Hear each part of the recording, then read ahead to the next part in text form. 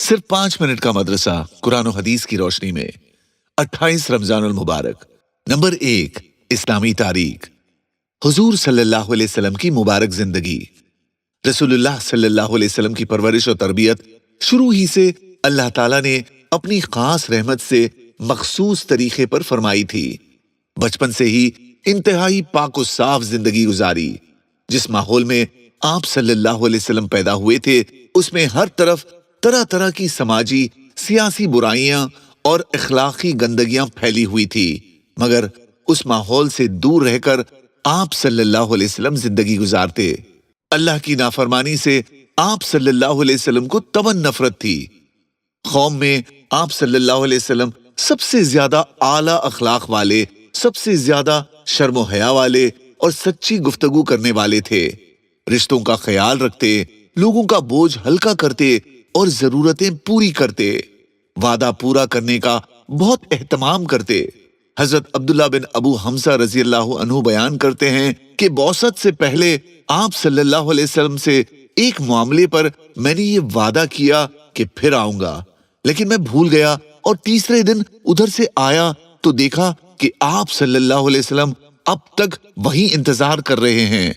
اس کے باوجود میری اس وعدے خلافی پر بالکل غصہ نہیں ہوئے اور صرف اتنا فرمایا کہ تم نے مجھے تکلیف دی، میں اسی جگہ تمہارا وعدہ کرنے کی وجہ سے 3 دن سے موجود ہوں۔ نمبر 2، حضور صلی اللہ علیہ وسلم کا معجزہ۔ ایک پیالہ کھانے میں برکت۔ حضرت سمورہ بن جندب رضی اللہ عنہ فرماتے ہیں کہ ایک مرتبہ رسول اللہ صلی اللہ علیہ وسلم کے پاس کہیں سے کھانے کا ایک پیالہ آیا تو اس کو آپ صلی اللہ علیہ وسلم نے صحابہ رضی اللہ عنہم کو کھلایا۔ ایک جماعت کھانا کھا کر فارغ ہوتی، پھر دوسری جماعت بیٹھتی۔ یہ سلسلہ صبح سے شام تک چلتا رہا۔ ایک آدمی نے حضرت سمورہ رضی اللہ عنہ سے پوچھا، کیا کھانا بڑھتا تھا؟ تو حضرت سمورہ رضی اللہ عنہ نے فرمایا، اس میں تعجب کی کیا بات ہے؟ کھانا آسمان سے اترتا تھا، اللہ کی طرف سے برکت کا نزول ہوتا تھا۔ نمبر 3، ایک فرض کے بارے میں۔ عیدین کا خطبہ سننا واجب ہے۔ رسول اللہ صلی اللہ علیہ وسلم عید الفطر اور عید الاضحیٰ کے دن عیدگاہ تشریف لے جاتے تھے۔ سب سے پہلے آپ صلی اللہ علیہ وسلم نماز پڑھتے، نماز سے فارغ ہو کر لوگوں کے سامنے کھڑے ہوتے۔ تمام لوگ اپنی صفوں میں بیٹھے ہوئے تھے۔ آپ صلی اللہ علیہ وسلم انہیں واعظ و نصیحت کرتے، اچھی باتوں کا حکم دیتے۔ اگر کہیں لشکر بھیجنے کا ارادہ ہوتا تو اس کے لیے تیار ہو جانے کے لیے فرماتے، کسی بات کا حکم دینا ہوتا تو حکم دیتے۔ نوٹ: دونوں عیدوں کی نماز کے بعد خطبے کا سننا واجب ہے۔ نمبر 4، ایک سنت کے بارے میں۔ جمعہ اور عیدین کے لیے غسل کرنا۔ آپ صلی اللہ علیہ وسلم جمعہ، عیدین اور عرفہ کے دن غسل فرماتے تھے۔ نمبر 5، ایک اہم عمل کی فضیلت۔ عید کی رات عبادت کرنا۔